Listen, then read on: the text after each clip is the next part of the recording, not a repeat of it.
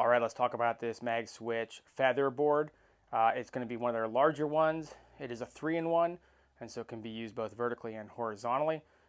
It's a featherboard, which what that means is that as you're using it and you have your work piece here and you're pushing it through the cut with, so you go like this, and the blade's going to be on this side, the work piece moves into and glides across this, and you can see that it feathers. That's kind of where they got that. It moves, but if it were to get caught and kick back, notice that it catches it and doesn't really allow it to do so. In order to mount these, you're just going to need to mount them on a magnetic surface, which most saws, table saws, band saws, these sorts of things are going to have. You just notice how it's not stuck on there at all. It doesn't work.